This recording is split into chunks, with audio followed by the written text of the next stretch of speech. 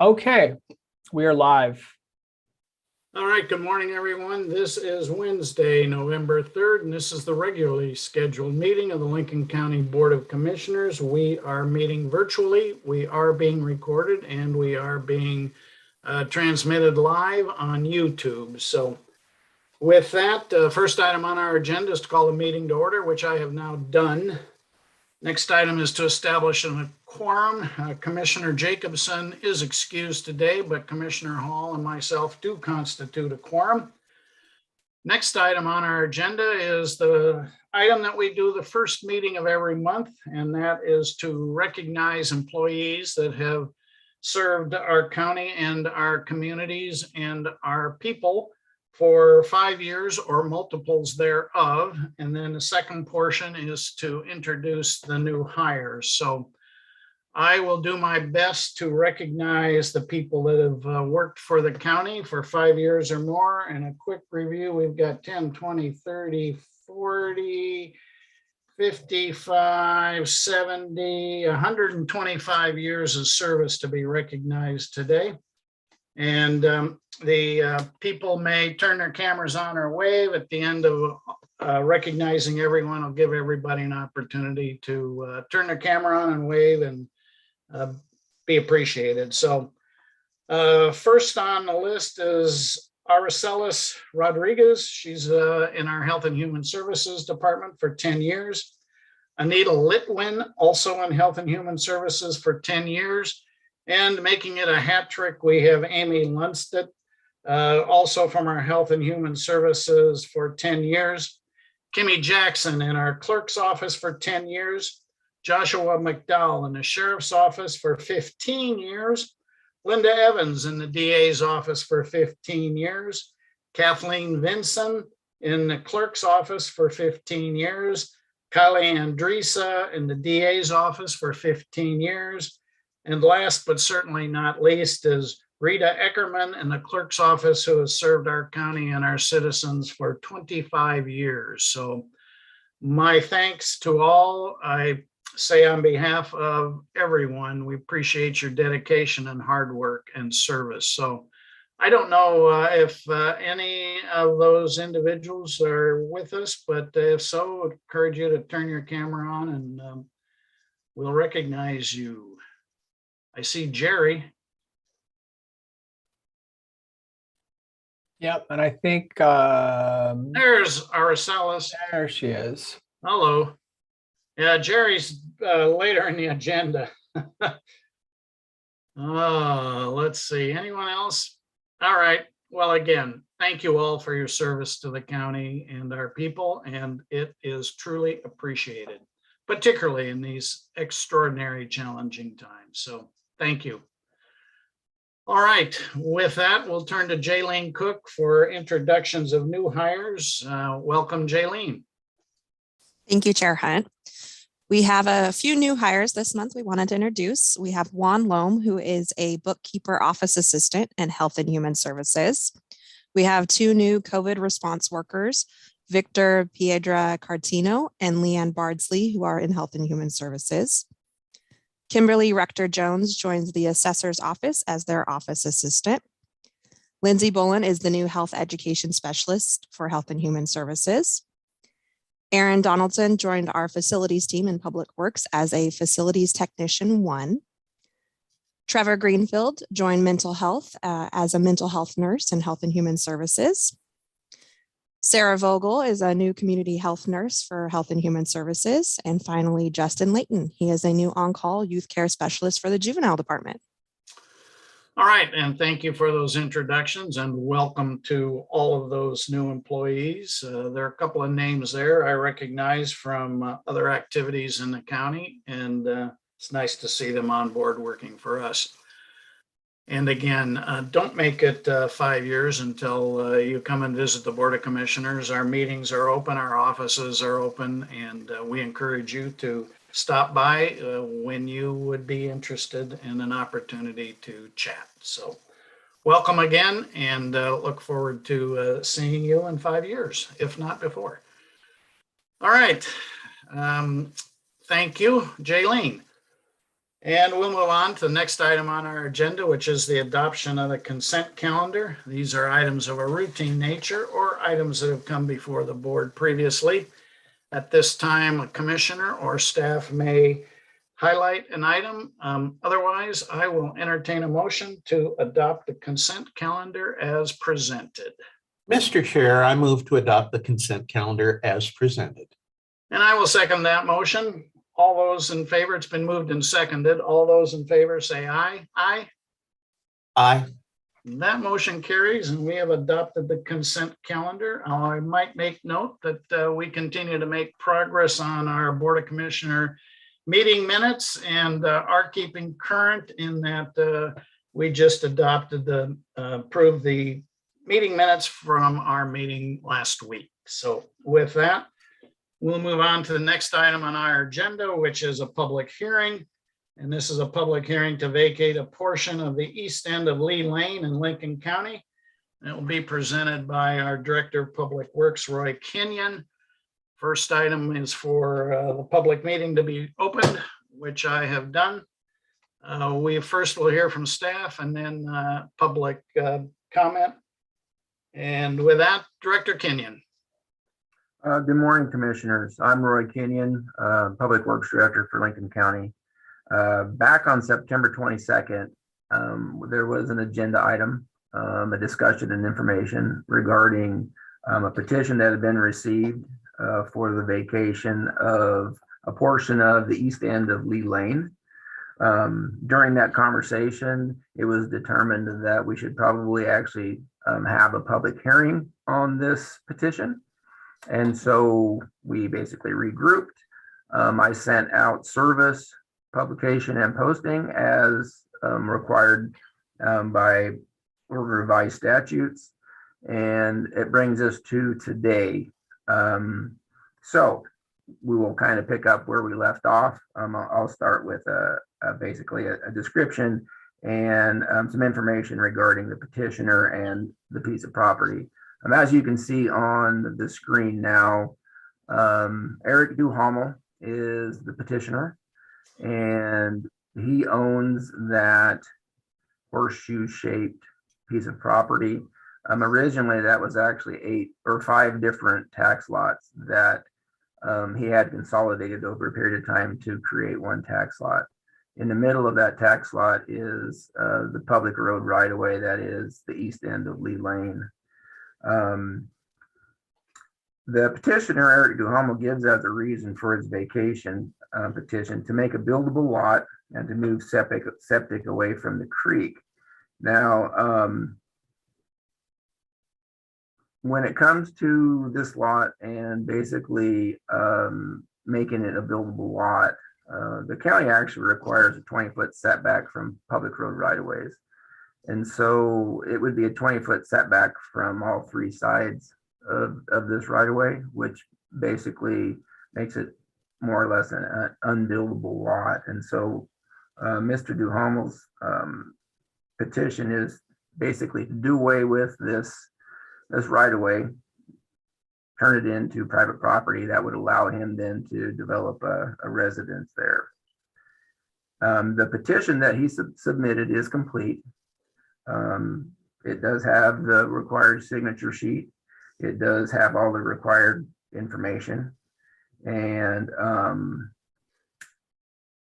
this right-of-way, as far as the public interest goes, is a dead end right-of-way. It goes nowhere. It actually leads into the tax lot. Therefore, there is no public interest, I believe, in retaining this right-of-way. And I recommend that the Board of Commissioners approve this vacation request. All right, thank you, Director Kenyon.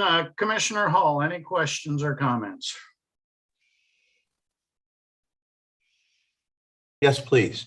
Mr. Kenyon, I see some tax lots, 4 of them in this first graphic, identified by ownership. And would the granting of this request in any way impact access to these properties?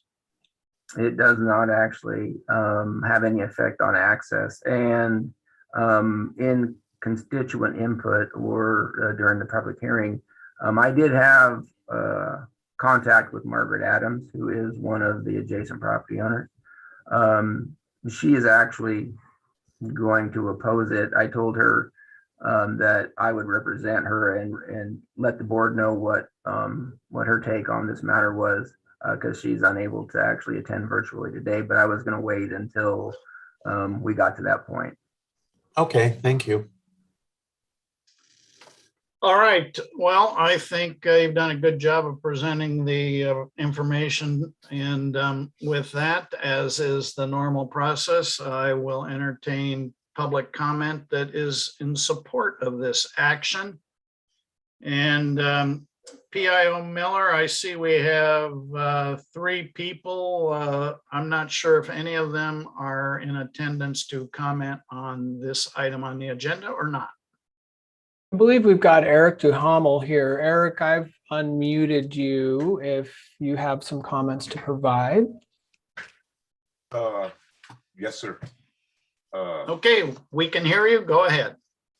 Basically, when I started this project, it was 20 years ago, and I approached the county and asked them what I would need to do to vacate the easement and make all this legal. And I was told by the county if I purchased all these lots that I would be able to vacate the easement.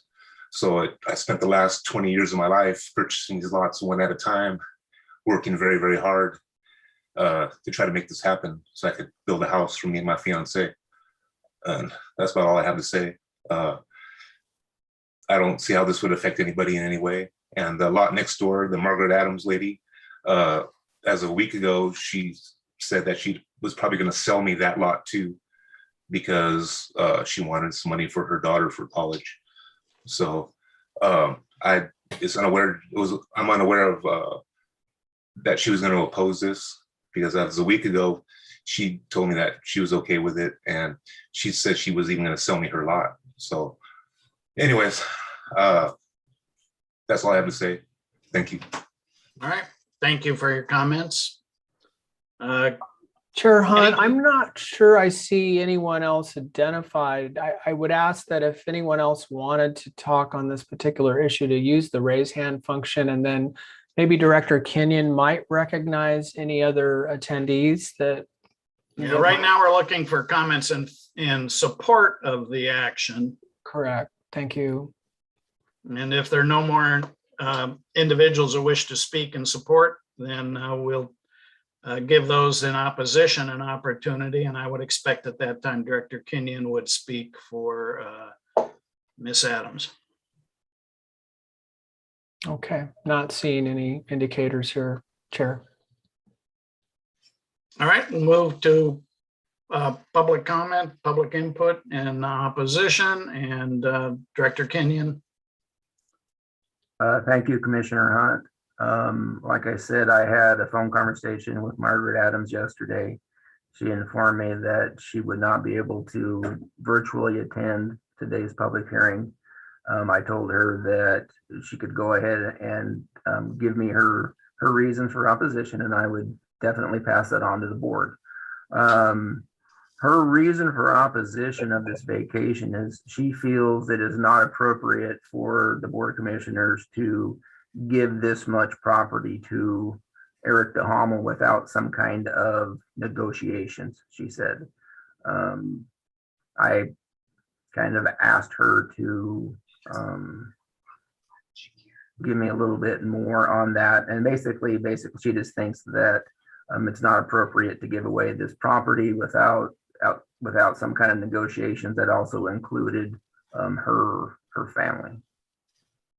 And so that was it. That was her reasoning for opposing this vacation. And I did explain to her that the vacation of this portion of right of way did not in any way affect the public right of way that was adjacent to her property.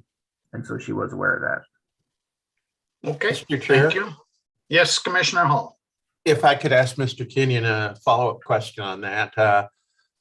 I'm trying to pull up in my memory, has there ever been a time where the county has required compensation in any form as a condition of granting a vacation? I don't. Not to my knowledge. Yeah. And what people don't understand is the county does not own these right of ways. There is underlying ownership that belongs to the adjacent property owners. It's, for all intents and purposes, it's more of an easement. There is no ownership there. And so when there is a petition to vacate, it's not that the county is giving up county-owned property. They're not giving up something that is of value. It's basically what they're giving up is the public's right of access onto that right of way. And so, to my knowledge, the county has never actually, quote, charged for a road vacation. I mean, there is a fee. There is a $500 filing fee that goes along with the petition, and so there is that. But as far as the exchange of property or ownership of property, the county never owned it to begin with, and so that doesn't really pertain in a vacation of a public right of way. Thanks for the clarification. Yes, thank you. And that would certainly confirm my understanding, although I have certainly shorter tenure than either of the two of you. So I respect that information. All right. Any other comments in opposition? I will turn to Council Urbidge. Anything else we need to do? Do I want to close the public hearing? Do we want to keep it open for the record? Or Director Kenyon, what's our next step? Well, for the record, yeah, this is Jerry Herbige, Assistant County Counsel. And I think that you do have some options. You certainly do have the legal authority to close the record if you would like,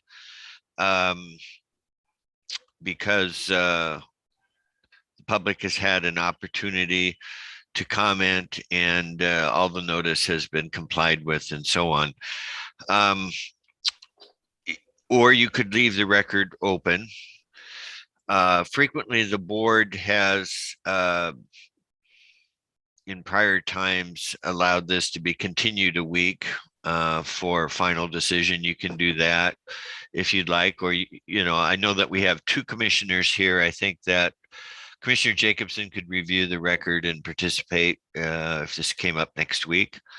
Otherwise, 2 is enough to do business for the county. Quorum's been established, and if you would like, you could act on this today as well. So it's up to the board. Your options are close the record or not close the record, continue till next week, or not. And it's not complete until there's a final written order, so nothing is going to be completed immediately. All right, I'll look to Commissioner Hall for his thoughts. I'm certainly comfortable closing the public record, and whether or not we take additional action today or next week, I'll defer to Commissioner Hall. And you're muted. Thank you, There you Chair go. Hunt. I really feel like all the relevant information has been laid out for us. The appropriate required notice has been given, and I'm not sure if there's anything to be gained at this point by delaying an action. So if you would be comfortable with it, I would certainly be willing at this point to make a motion for granting of this vacation request. Okay, is that a motion? I would But just a support it. second. Okay. Well, And before we do that, let's close the We've record. got to close the hearing. Oh, yeah, I'm sorry. All right. Close the record, close the public hearing. Okay. Mr. Chair, I would move that we approve this petition to vacate a portion of the east end of Lee Lane in Lincoln County. And I'll second it. Any other discussion? It's been moved and seconded. All those in favor say aye. Aye. Aye. All right, that motion carries. And Eric, good luck to you and your fiance. My best wishes. Thank you very much. I appreciate it. Thank you. And so I think we'll have an order to you next week. All right, very good. We'll move on to the next item on our agenda, which is a report on the tobacco retail license and local tobacco retail density ordinance update. That's a mouthful. And I believe we have Sarah Hurd from our Health and Human Services Department here today. Welcome. I guess I can provide an introduction. I know this is an effort that's been going on for quite some time, and frankly, I'm pleased to see it moving forward again.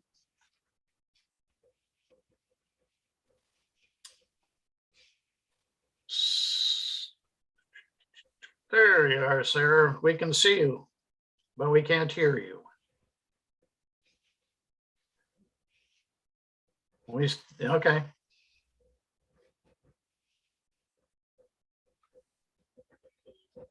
She's working on it. Here we go. It's like I've There. never done Zoom before. Thank you All right. guys for your patience. Can you hear me okay now? Yeah, I have no grounds to say anything since I had certain difficulties this morning myself. So welcome to the Wonderful. meeting. You're very kind. So thank you guys so much. Yeah, today we're hoping to give just an update about tobacco prevention in Lincoln County. There we go. I had my screens all set up so it's going to be so organized and be so impressive, and then now they're not.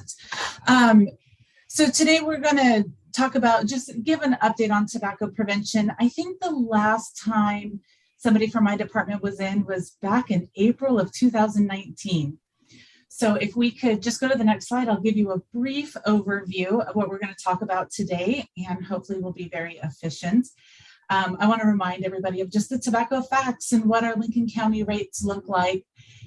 Then I want to talk about the statewide tobacco retail license. We have the Health Promotion Department had been working on a local Lincoln County retail license ordinance. But given the pandemic and things that are happening, it looks the state got to it first. So I want to give you guys all an update about the statewide retail license, and talk about some local efforts, specifically around looking at tobacco retail density for Lincoln County. And then I will introduce to you Christina Bodemer from the National Heart Association. She'll talk a little bit more about what's happening around the state, give us some more updates on things that we can see coming down the pike in terms of tobacco prevention. And then we're happy to answer any questions for you guys. So if we could just go through some tobacco facts, just as a quick reminder is the next slide. So tobacco is the single most preventable cause of disease and death. Around the United States, smoking causes 1 out of 5 deaths. That's 480,000 people a year. And we're still seeing nationwide smoking rates sitting around 14 or 15% of the population. As a reminder, 90% of smokers start before the age of 18. By the time somebody reaches 26, if they're not already using tobacco, they're very likely not going to. So this is definitely something that hooks people while they're young and their brains are developing and impressionable. And so there's a lot of work still to do to protect our youth. We could move to the next slide. So here in Lincoln County, we are still seeing smoking rates of adults hovering around the 30% mark. We are waiting for updated numbers regarding local and statewide rates. So this is a repeat of what you've seen in the past, and hopefully by next year, I'll be able to provide updated current numbers of what things are really looking like today. But just as a reminder, we are still, Lincoln County has higher smoking rates than the state of Oregon, and then certainly across the US. We could go to the next slide. In what we are seeing still, and again, we'll hopefully get some updated numbers. We're still seeing that 1 in 5 pregnant women in Lincoln County are tobacco users. And that's of course a concern that we have for not only the mothers, but also the babies that are getting that exposure in utero. And across the state, we do healthy teen surveys. One was done last year in 2020. We have not seen that update numbers come out quite yet. We should see that very soon.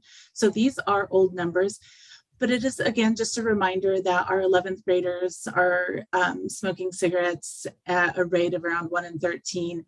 E-cigarettes were at a rate of 1 in 11. And what we anticipate to see is that the combustible cigarette smoking has gone down and the e-cigarettes or vaping has gone up. So we're seeing that across the nation. Here in Oregon, we expect to see that same change in trend is happening for our youth here locally as well. And then as a reminder as well, serious illness from tobacco use is happening local. We're seeing 1 in 9 people in Lincoln County have serious illness related to tobacco use. If we can recall before the pandemic, we also saw that in the state of Oregon, we had lung injury associated with vaping.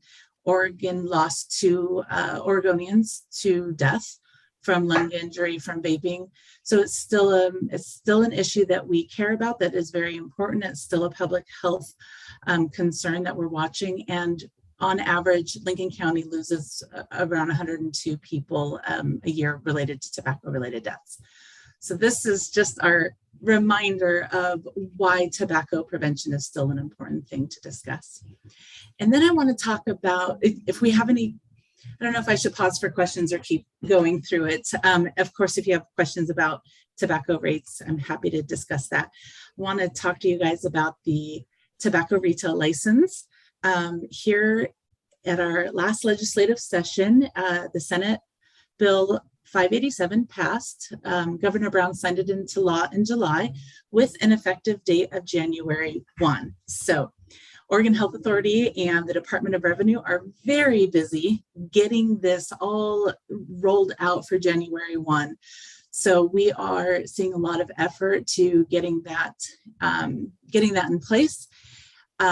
It will include a yearly fee. All retailers in Oregon are going to be able to apply for their license through the Department of Revenue. They'll issue the license, they'll pay the fee. Oregon Health Authority will be responsible for doing the education and assessment around that. And then as our local public health, I also get to help do education for our retailers in preparation for this, since it's just turning around so quick. And that's why I wanted to share this with the board so that you guys know that this is coming. It may come as some surprise to anywhere between 69 to 95 tobacco retailers in Lincoln County. It's really hard to know exactly how many there are, because to this point, there is nothing that specifically tracks our tobacco retailers. But with the initiation of a tobacco retail license, we're going to be able to do that. And just as a reminder, the retail license is very important in our ability to, one, know who the retailers are so we can make sure that they are following those laws, like Tobacco 21, that we're not selling it to minors. The last numbers I saw, Lincoln County had a failure rate on youth sales at inspections of around 22%. So we would like to see that be better with our tobacco retailers here locally so that we can bring down those tobacco rates. And we know it starts with protecting our youth, and preventing initiation is one critical piece to tobacco prevention as one of those components that's important. So Sarah, this is Doug.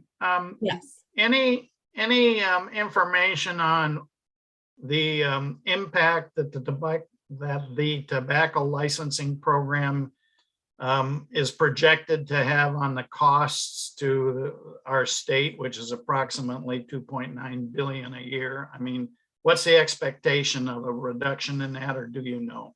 That is an excellent question. I don't have that number at my finger, and I would be happy to do a little research and get that information back to you. That would be fine, thank you. Yeah, I can say that they are setting a tobacco retail license fee that is going to cover the cost of running this across the state. That is going to be solidified at the end of the rulemaking sessions for that, but I'm seeing numbers between $700 and $900 a year for a tobacco retail license. So we will, I'm sure, anticipate some more questions and concerns around that. Of course, as a reminder, retailers are not required to sell cigarettes. So if a retailer chooses to not sell tobacco products, they will not have a tobacco retail license fee. Just as one reminder around that fee there.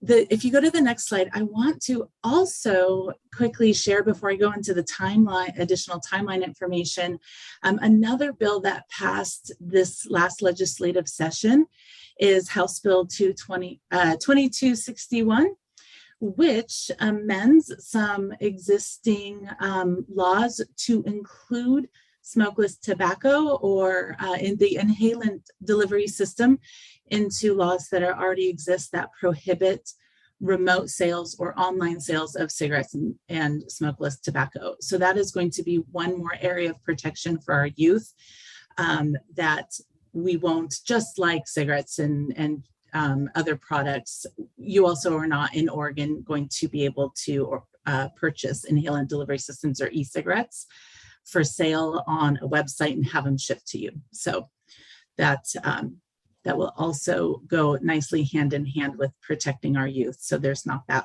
loophole or that backdoor way that people might be accessing getting tobacco products. And then the next Sarah, this is Doug again, sorry. Oh, please.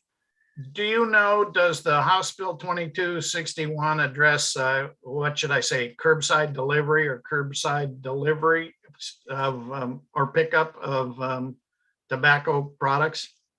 So I did not see that reading through that House bill. However, reading through Senate Bill 587 for tobacco retailers, it does need to be a fixed location. So curbside delivery of tobacco products will not be allowed through our tobacco retail licensing effort across the state. Christina, I see you turned on your camera. Do you have something to add, or are you just anticipating the next steps? So just to clarify that the idea behind 2261 is really focused on those internet sales to make sure that kids aren't hopping online, having things sent in these like very elusive boxes where their parents may not know what's happening. I think curbside is one of those loopholes that is a pandemic creation that we don't necessarily know exactly how that's going to work because the idea of a curbside pickup still is attached to a fixed location, and there is still the ability to do that age verification in that situation, because there is the idea that the handoff is still person to person, that it hasn't been kind of disconnected from that. But I have not actually heard anecdotally of any, a lot of stores doing curbside delivery of tobacco products, that they still have to go into that store. But that is definitely something that as an advocate, I will flag, and we will start looking into of kind of lesson learned of the new dynamic of tobacco sales in our post or current pandemic world. Okay, thank you for that update. I appreciate it. Back to you, Sarah. Thank you. And thank you, Christina. And this is precisely why inviting somebody else to talk is so important for these, to have experts at our hand that can. Hey, I'm a big believer that two heads are better than one, particularly in my case. Thank you.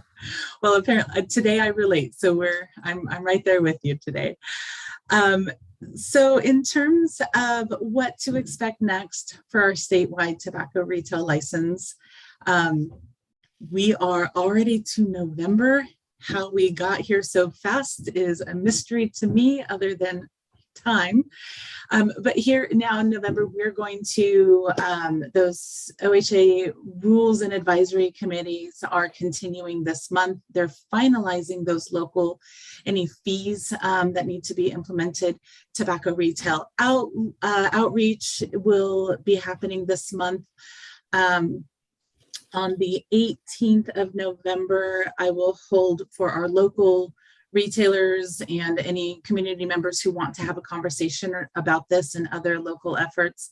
At 4 o'clock on November 18th, I'll hold a virtual meeting. Jamie Dunphy from the American Cancer Association will be with me. We'll have a representative from the Oregon Health Authority if retailers or if somebody has questions. So if somebody is interested in coming to that virtual, but on a local level, you will later this week or by the end of this week see an event on our public health Facebook page with how to be able to join that. So that's still a couple weeks out. So also this month, education and tools development for retailers, and Oregon Health Authority is planning with the local public health agreements, like how the enforcement is happening. There's some communication agreements that are important to have in place so that we can be able to know who all our tobacco retailers are, and if communication needs to happen between the state and our local public health department around tobacco retail licensing. So we'll get that in place as well. In December, retailers will be able to apply for their license, and the Department of Revenue will begin issuing those licenses. And then there'll be additional education, outreach, and planning around that. And then, of course, January 1, 2022, that retail license is in effect, and the Department of Revenue can start enforcing that. Oregon Health Authority can start helping with that enforcement and start doing those retailer education time period at the beginning there to help people come on board with the retailers come on board with this new effort. Do we have, are there any questions around the statewide tobacco retail license before I move into what we'll shift to locally, since we're not going to this biennium be implementing a Lincoln County tobacco retail license? We'll have another effort there. Commissioner Hall, any questions or Yes. comments? Go ahead.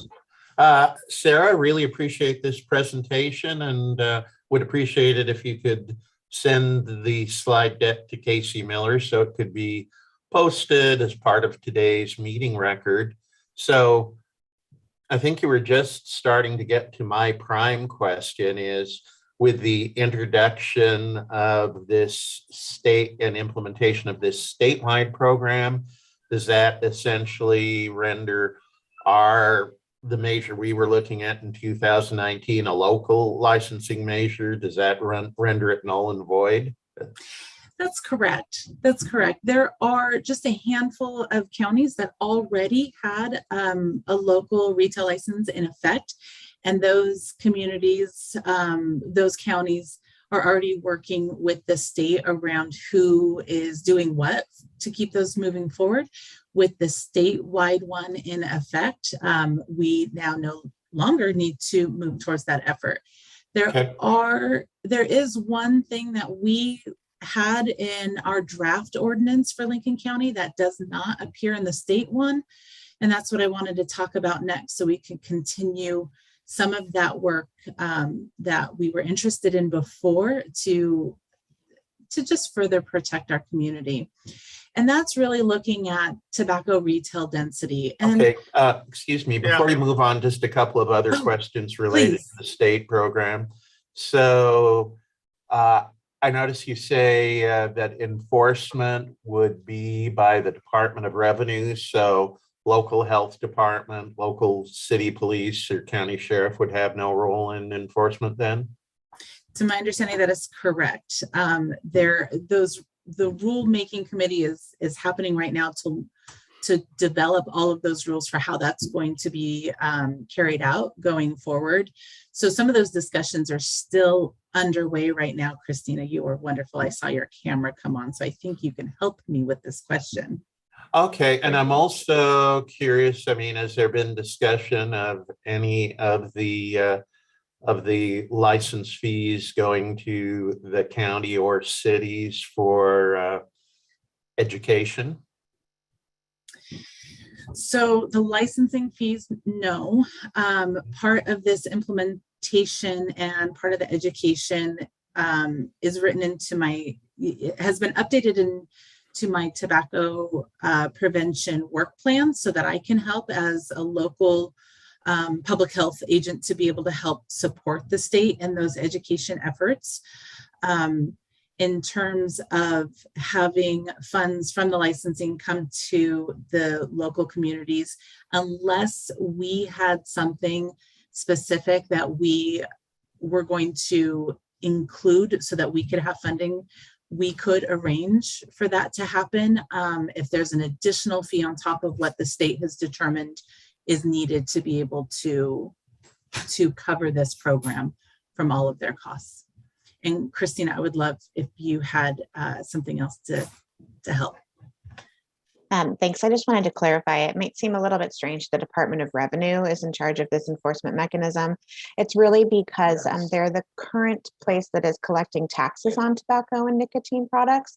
So they have kind of a head start a little bit on a list of who may be retailers. So they are going to be the holders of licenses, and their kind of role in all of this in terms of removing of a license is a very close partnership with the Oregon Health Authority, local public health, and the Department of Revenue if there continues to be failed inspection. So if there is a licensee that continues to and repeatedly sells to minors, they will lose their license and their ability to sell tobacco products. And that will be, in essence, pulled from the Department of Revenue. But it really is a very complicated intergovernmental agency kind of cooperation for all of this to work, with each different agency playing a different role. And again, as Sarah mentioned, actually, one of the administrative rules committees is happening right now, like currently, immediately right now, in a different Zoom call on the internet, where they're trying to figure out exactly how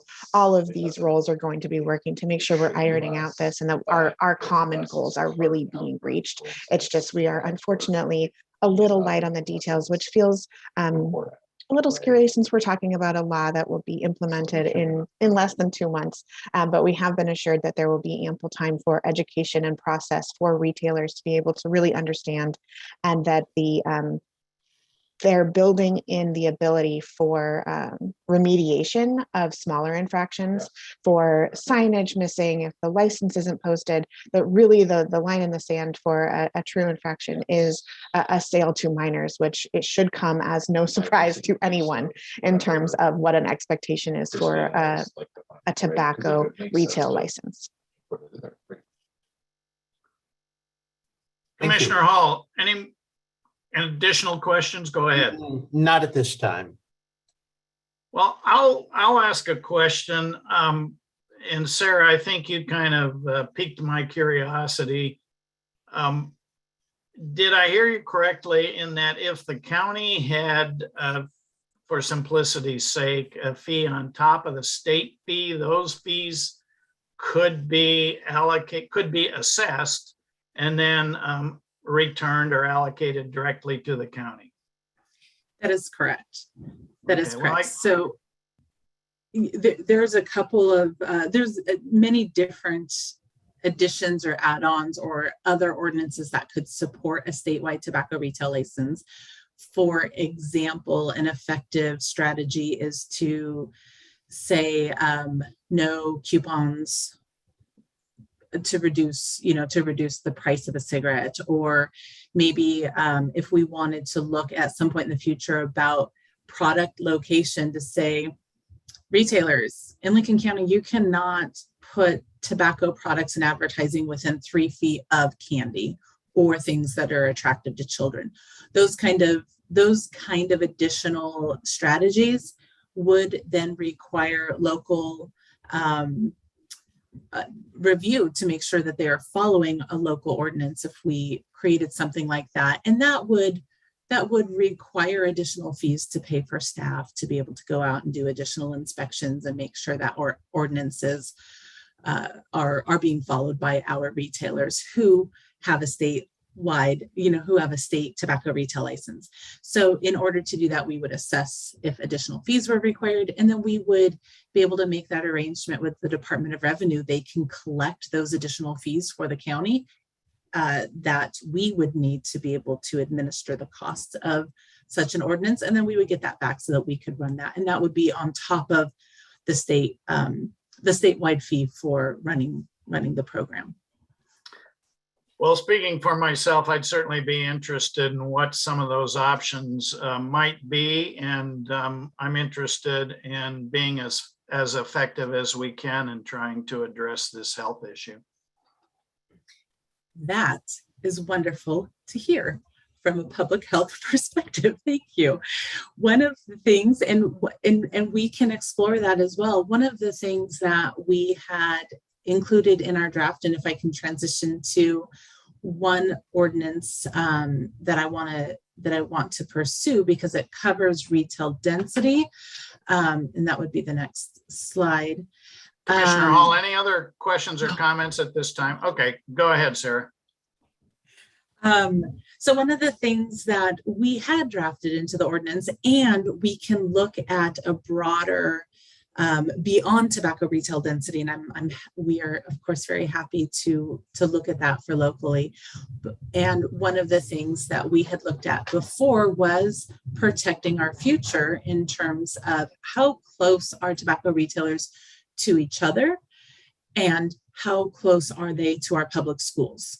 So what we know is that when there are more tobacco retailers located in a given geographical area, residents' health suffers. So we see that across studies throughout the United States, and different health departments have looked at studies around this. Also, it's been determined that youth are more likely to start smoking or start using tobacco, and people who consume more cigarettes per day, they have a harder time quitting. So when you're inundated with lots of tobacco advertisements and dense population of retailers, it makes it just that much more challenging for those who have decided to quit. It makes it harder for them to stay quit. We also know that retail density has an impact on equity. So tobacco retailers tend to cluster in neighborhoods with a higher percentage of low-income residents or residents of color. These communities are often targeted by tobacco companies, and which disproportionately suffer their health harms caused by tobacco. Now, Lincoln County, we're a rural county, so it's not going to look the same as it would look in Portland or LA or Chicago or something like that. So this is a map of just the county, and you can see the red dots are tobacco retailers, and they tend to be clustered. They're clustered up and down 101 in kind of those business district areas. On this map are public schools, and hopefully you guys received an additional supplemental packet with this map larger, Commissioner, so that you can see. If you didn't, we'll make sure that you get that. So in Lincoln County, the last known number that we had, and it's going to look different once we get retailers with licenses, is about 69 tobacco retailers. We only have one that is currently within 1,000 feet of a public school, and that's out in Siletz. That's just a market that's been there and a school that's been there. And we have an opportunity to protect our future in terms of tobacco retail. If we could go to the next slide. So Sarah, I'll ask, Yes. what's magic about 1,000 feet? So there are studies, and Christina, I believe you have the title. You may know which study it was, but what we see is that the further we can get a tobacco retailer from a school, the lower the smoking rates of youth. And Christina, I'm wondering if you can talk a little bit about the study you cited to me.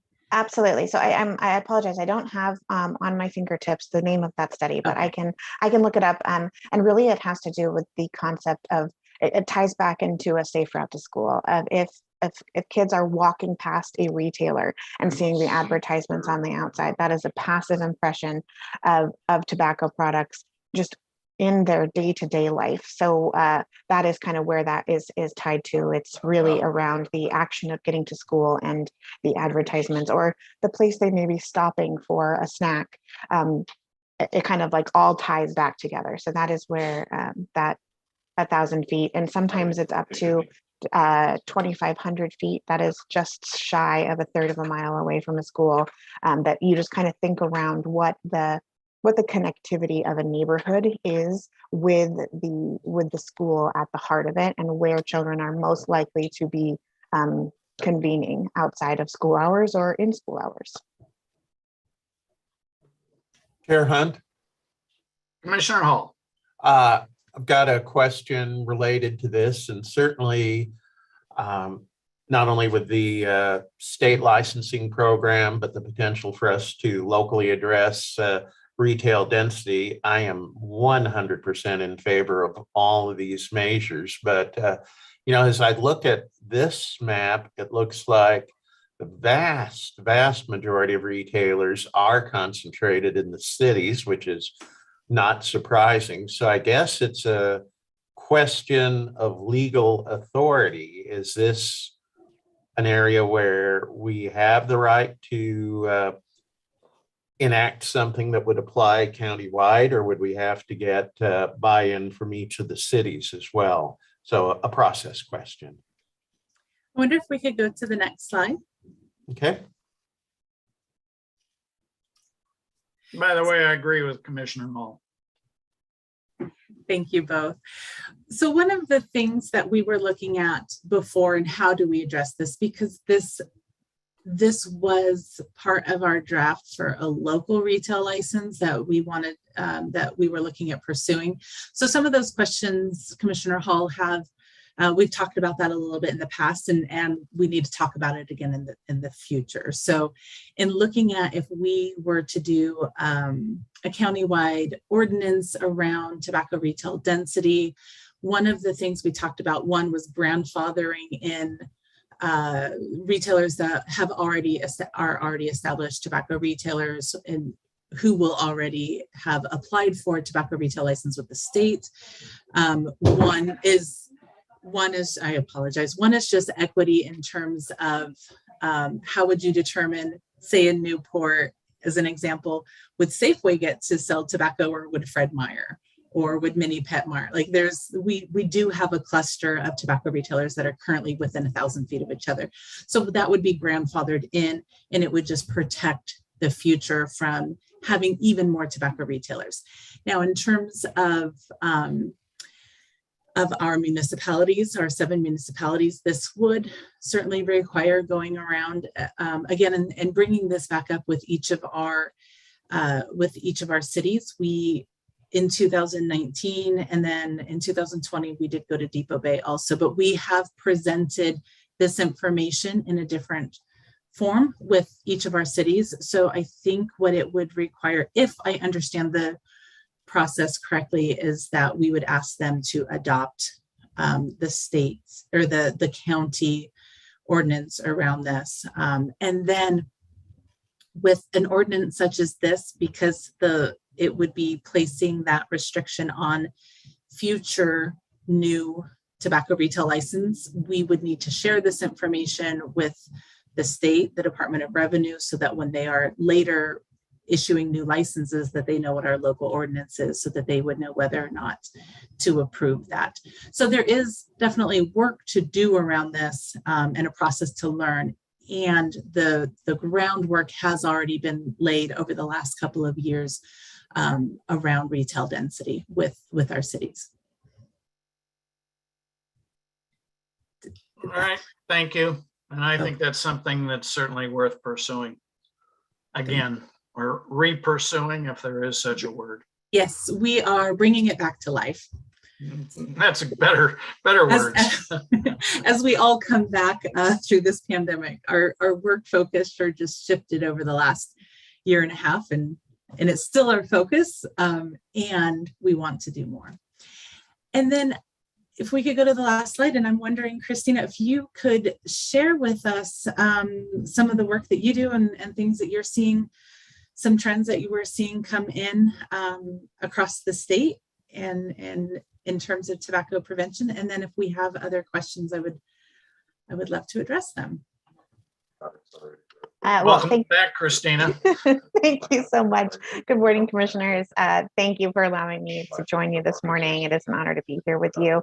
My name is Christina Bodemer. I am a regional government relations lead for the American Heart Association, but I am here in Oregon and I work on policy statewide and in communities as they kind of start looking at different kind of tactics to be able to look into new tobacco control policies.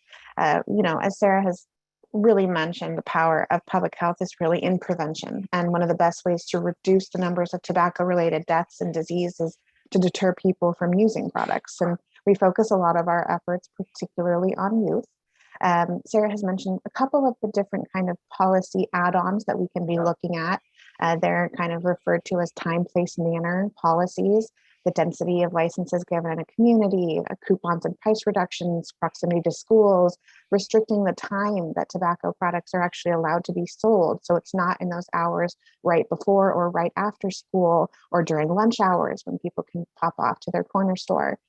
There are other tactics around increasing protections of the Indoor Clean Air Act. There are cities, mainly in Lane County, that are looking around smoke-free parks and smoke-free downtowns or smoke-free county properties instead of, so really increasing that 10-foot barrier around the buildings that the Indoor Clean Air Act statewide really provides.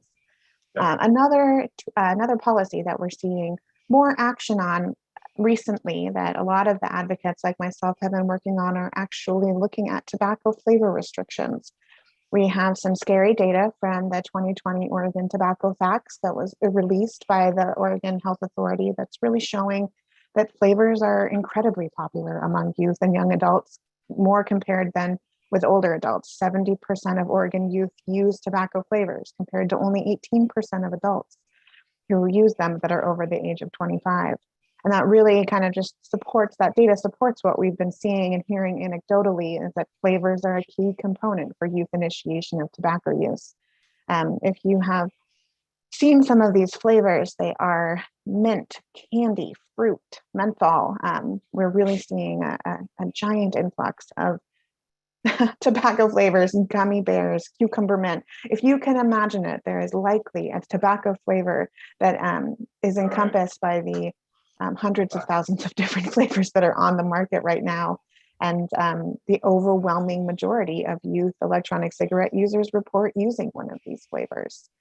Some of these flavors, mint and menthol in particular, are heavily marketed to African American and Latinx communities. And the data shows that 2/3 of high school students use mint or menthol flavors, which is really a big focus of this work. So as such, a growing number of local communities are taking action to protect kids by restricting the sale of tobacco flavored products, including mint and menthol in all locations. Actually, Washington County just yesterday was the first county in the state to vote on this ordinance to pass it. It is all flavors, all products in all locations. It was a pretty exciting day for tobacco control advocates in Oregon yesterday. You know, we're hearing some pretty terrifying anecdotal stories from schools last spring, just as schools were kind of preparing to have students come back in with hybrid local administrators from different places around the state. We're sharing stories of cleaning out lockers and finding hundreds of vape pens and electronic cigarettes just come pouring out of these lockers that had been hidden away and squirreled away by students before they went home for the pandemic. Really, this work is focused around just doing everything we can from a policy perspective to ensure that we are preventing the next generation of kids and nicotine use. And by removing these, kind of catching up with industry, the 2009 PACT Act removed traditional regular cigarette flavors from the market.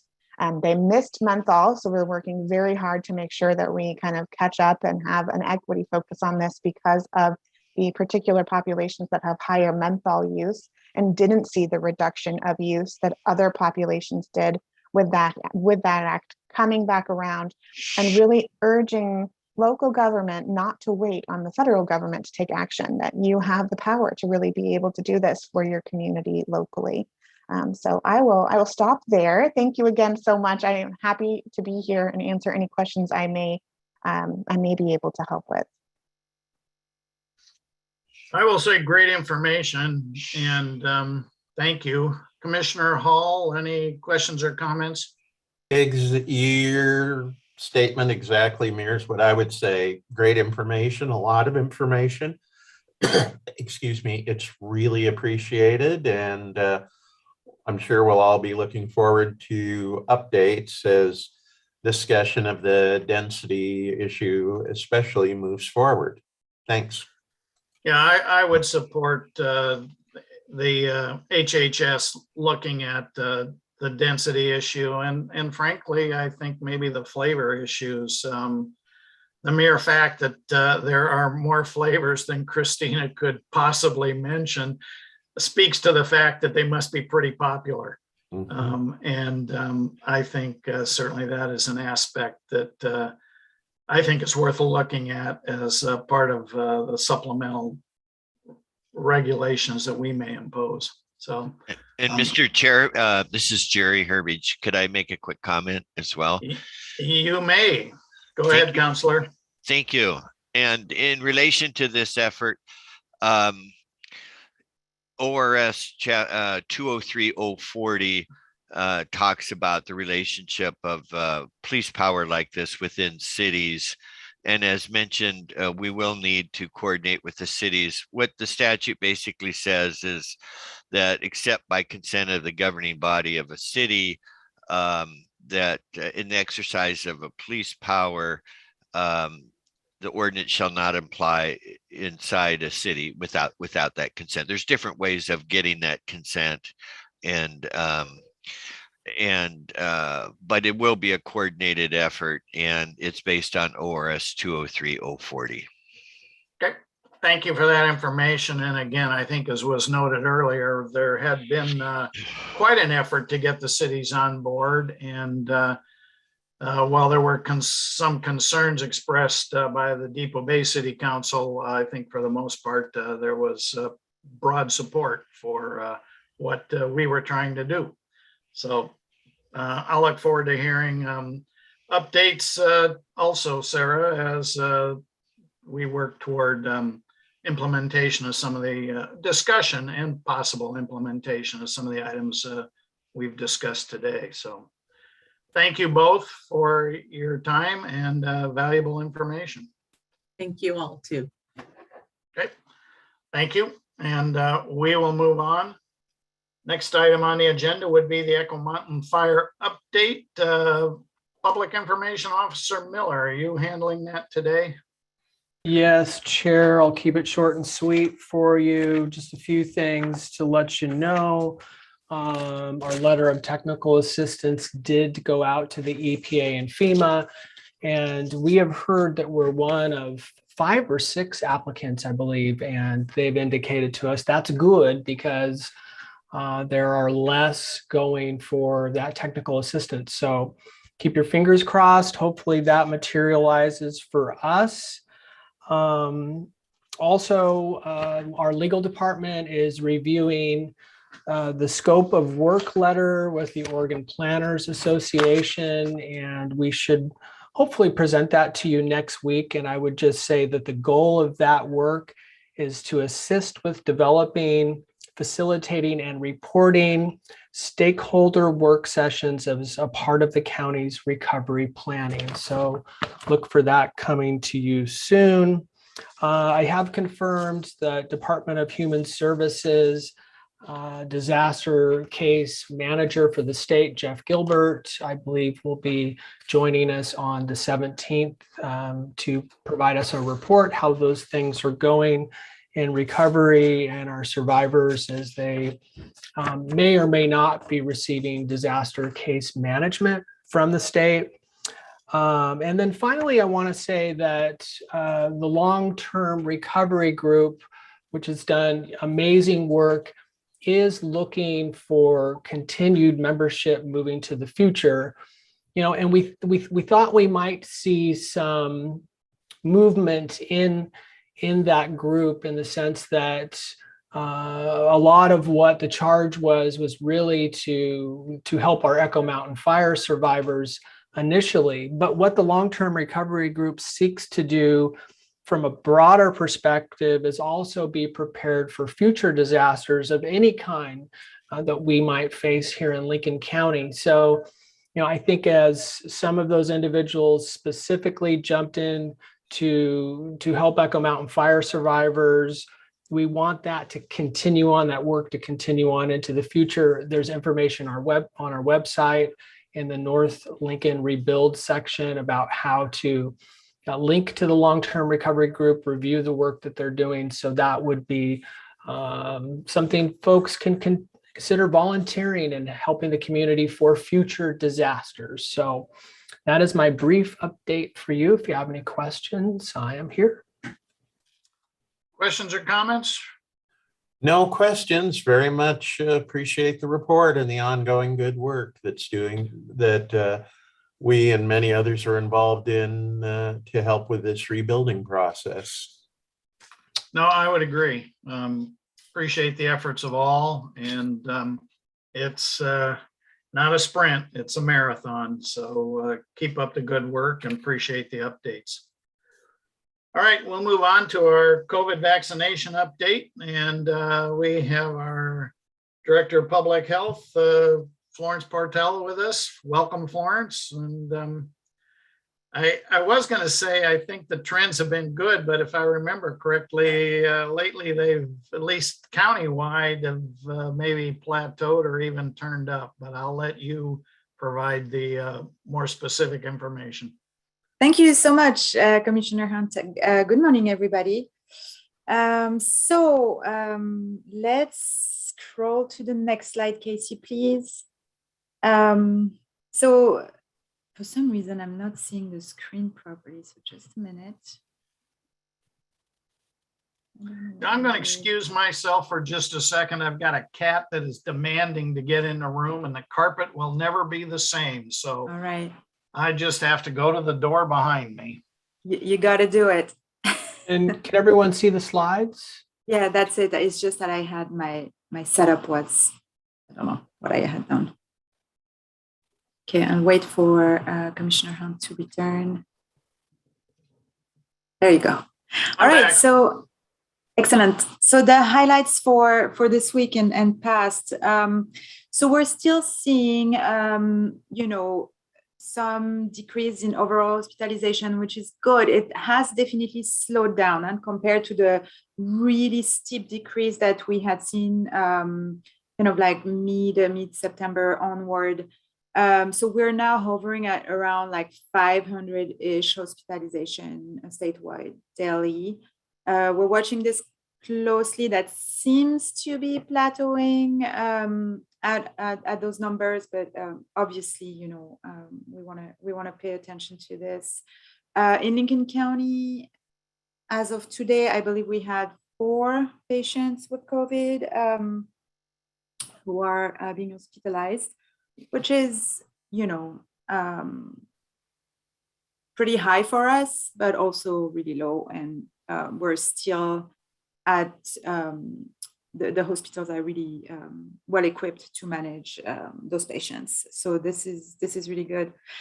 In terms of cases statewide, so we're still seeing some decrease, which is really good. We're hovering just a little bit over 1,000 cases per day, which is 3 times less what we used to see a few months ago, which is really good. And for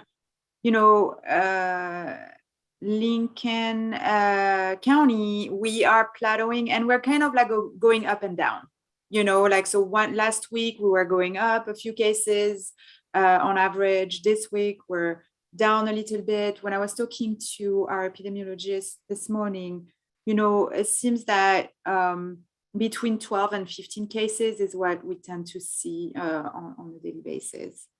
So we're watching that as well. What has been really exciting is that we had a lot of activities with the kiddos returning to school. There was quite a bit of exposures in buses and things like this, and this has calmed down quite a bit. So this is very good news. And also the very good news about schools is that there is almost no transmission within the school setting and the classroom itself, so which is really great. Now, in terms of vaccination, our booster clinics, and when I say I'm talking about all of the events that are happening in our county, which is not only the events we're putting together, but booster clinics have been very successful. It seems like people are eager to get their booster shots if they're eligible. Samaritan started with booster clinics, I believe, last weekend or the weekend prior. And then obviously we have the fairgrounds booster clinics every Friday. I know that we saw about 470 individuals last Friday, which is really good. And that we are anticipating kind of similar amount of people showing up 2 days from now. Taft Fire Station has also joined us back into vaccination administration, which has been also really good. I believe they vaccinated a little bit over 120 folks on Saturday, and they have a clinic going today as well. And obviously we still have the yellow bus in Lincoln City at this time, and they have been busy, both at the bus itself and at all the little spoke missions they've been doing everywhere in the county. And they were actually very surprised to get such demand. So this is very, very good news that our community members are really stepping up to protect themselves and continue to protect each other, which is great. So Florence, I'm going yes? to digress for just a moment. Do you have any idea of the number of people that have been vaccinated by the mobile clinic? And in particular, last Thursday, the 28th of October? I do not have them right now, but we are inquiring for those numbers. Let me see if I received anything in. Well, the only reason I ask is I was at the Toledo Library last Thursday, the 28th, and they were busy, but I will say that it was more a constant stream rather than a backup with a waiting list. It took a little bit of time to fill out the paperwork, and I failed to check a few boxes, which was brought to my attention. So we finished the process and then went and got vaccinated. But I thought it was a very smooth process. I didn't make any prior arrangements. I just simply drove up, told the people why I was there, and proceeded to get vaccinated. So, or a booster vaccination. So That's anyhow, from personal experience, I can tell you it was relatively simple and didn't take a lot of time. Right, and this is what we've been trying to do. Now that vaccines are available, we're really trying to make it as easy as possible for people. Like, if people want to make an appointment, they sure can. And if people do not want to worry about this and just walk in, they sure can. So it's really as easy and free as free of barriers as we can make it. And I had my choice of vaccines, so they're all available. They're all available.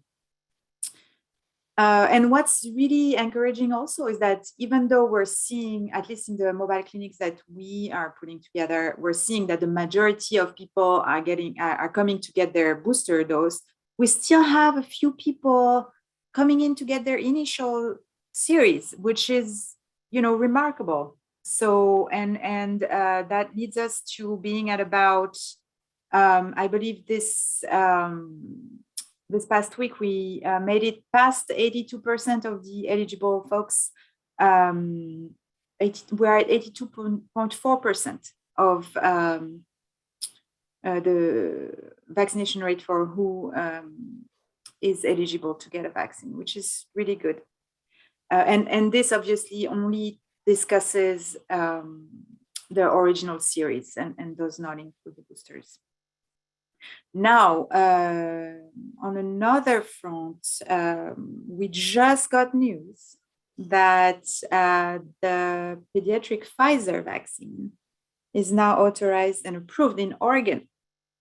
So as you know, there is quite the process to approve those vaccines. So FDA approved, CDC approved, Western state approved, and the governors approved. And we're now waiting for the vaccine to make it to us, and are planning on starting.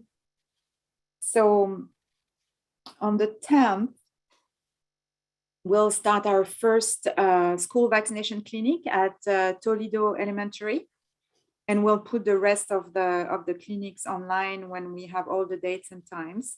But this is exciting that we are continuing this partnership with the school district.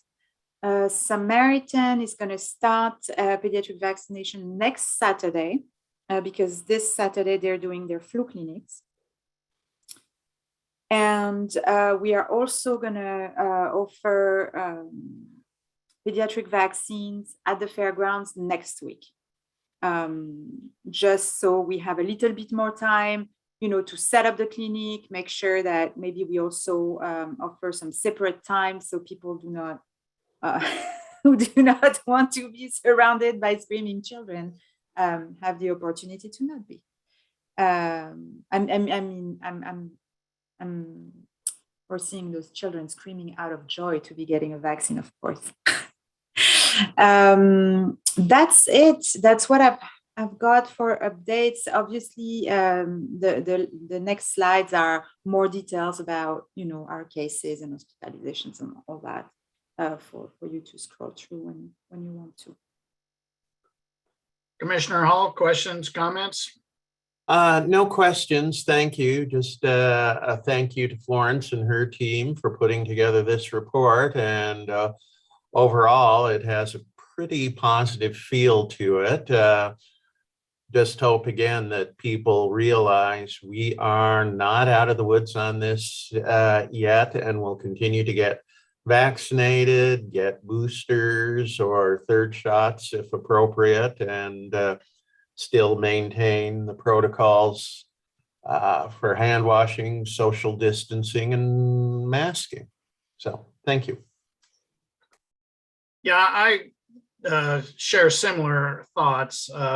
I remember, last August, it was kind of like, wow, things are looking pretty good. And then September came along and things got, frankly, pretty bad. And well, certainly our county should be proud of the high rate of vaccination that we have. And the fact that people are getting boosters. I'm still concerned about the coming holidays. There's not much of a break between Thanksgiving and Christmas. And certainly I think the potential is there to see a surge again in the number of cases, which does concern me. So appreciate the continued diligence of the Health and Human Services Department, our partners, our volunteers, to vaccinate as many people, to get boosters to as many people as possible, and certainly encourage people to get a vaccination. I think it's kind of ironic. We just heard a report about tobacco and the negative impact that tobacco smoking has on human health.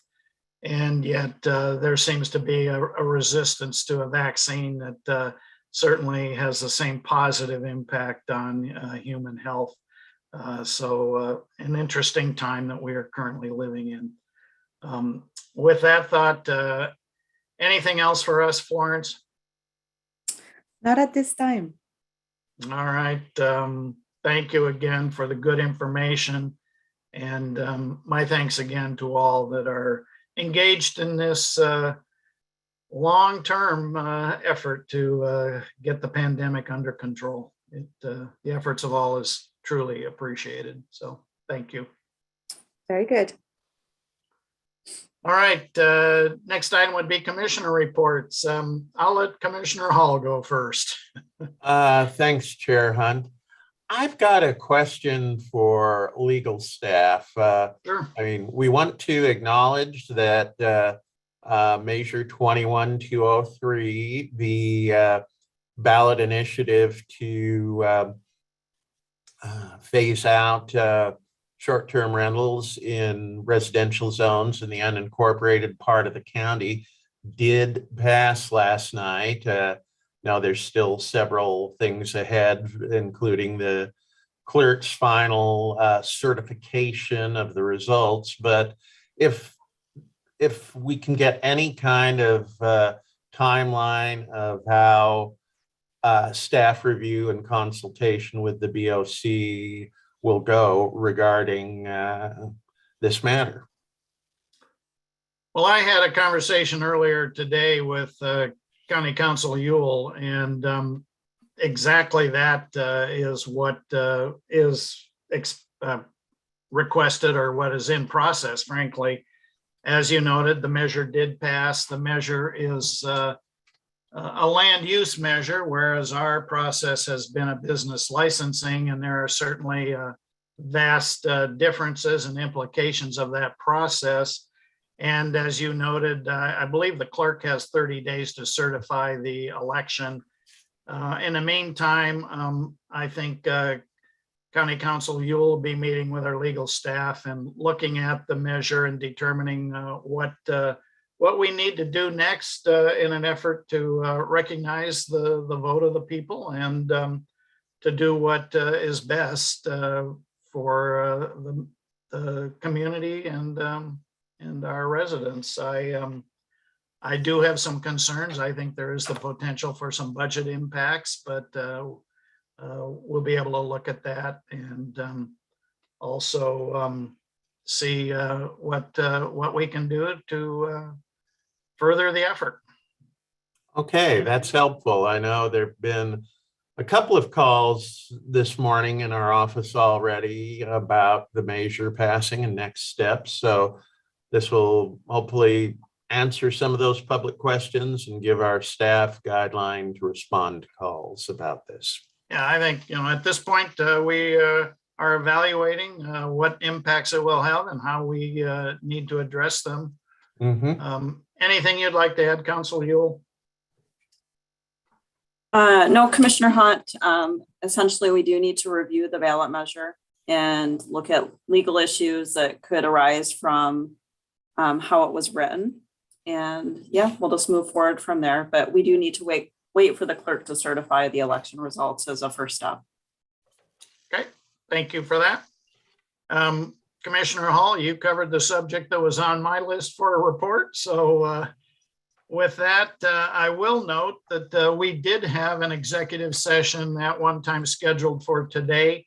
That executive session has been moved and will be held tomorrow, Thursday, November 4th at 10:30 a.m. It will be held virtually, and we will be meeting under ORS 192.660 parentheses 2 parentheses A to consider employment. And I'll ask Council Ewell, may we also be discussing legal matters? Is that a separate ORS? Yeah, I thought that had been added to the agenda. We're also going to be discussing potential litigation. Potential litigation. So we'll need to add that to the agenda and to the public notice. So again, after the executive session tomorrow. Our next meeting of the Lincoln County Board of Commissioners will be on Wednesday, November 9th at 10 a.m. and it will be held virtually. Any other business to come before the board? Constituent. Oh, I'm sorry. Yes, I'm sorry. My fault. The opportunity for public input. I did not mean to overlook that. Okay. So Well, Chair, we have, I believe, two individuals. One's a phone, and let's go first to the first person, Jerry Lindstrom, and I've got a timer here for the 3 minutes. okay. And so I am asking Jerry to be unmuted so he can speak and And proceed. my apologies to those that wish to address us. I did not mean to overlook you. So with that, Mr. Lindstrom, you are on. Good morning and thank you for this time. I just wanted to make it clear that this information I brought to you about the Oregon State Police Investigation Report, it is brought to you based on you folks oversee the county department and its function. I'm not asking you to do any criminal on any part. That's already gone to the DA and they'll be getting back to me again on that. And so I just want to make it part of this record that you did receive the Oregon State Police Report. And also who do I need, who will be handling this or looking into this so I can get supported documentation, the same stuff the Oregon State Police received that backed up their report that shows perjury was committed by a county employee. Okay, well, this is a time for public comment. You asked some questions and I will direct you to share your questions with County Counsel Yule, who I believe has already had some correspondence with you. So thank you for that. And any other public comment? Okay, Chair. I have a phone number here and it's 541. It's 4990. I won't say the whole number at this time, but I have allowed you to talk. So if you're on the phone with us and you are constituent input, you can go ahead.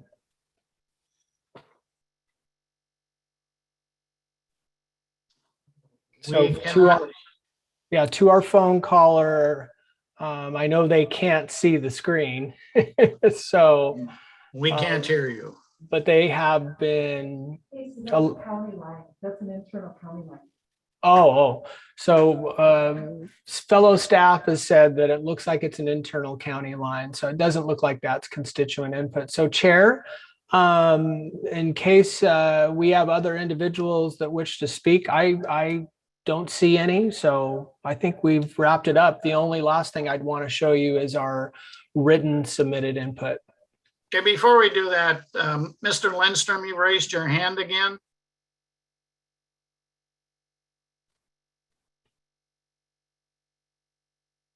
And I have unmuted Lindstrom. Okay, can you hear me okay now? Yes. I just want to make it clear that you guys received it and you're telling me that you will not be doing anything, but Miss Yuli will be handling this? No, that's not what I said. I said this is a time for public comment. Your comments are on record. And if you have questions, direct them to Counsel Yule. Okay, I didn't know Kristen Yule was on your council. I thought she was just legal, but thank you. Okay, Thank you, sir. Okay. Okay, Casey, let's review the written record. Okay, so let's go to our website. And if we go to the meeting page for this meeting, you'll see that we have received input here. It's at the bottom of the page. It's called combined input. The totality here, no surprise, is in regard to STRs. And I want to remind folks that that is also on our STR licensing page. And that is about all we have for written today. All right. Anything else on public comment? Looks like that's it. All right. As noted, we do not have an executive session today, but we do have one on Thursday, November 4th at 9:30. And the next meeting of the Lincoln County Board of Commissioners will be held next Wednesday, November 9th at 10 a.m. and it will be held virtually. And if there's no other business to come before the board, as soon as I can find the button. All right. We are adjourned. Thank you all.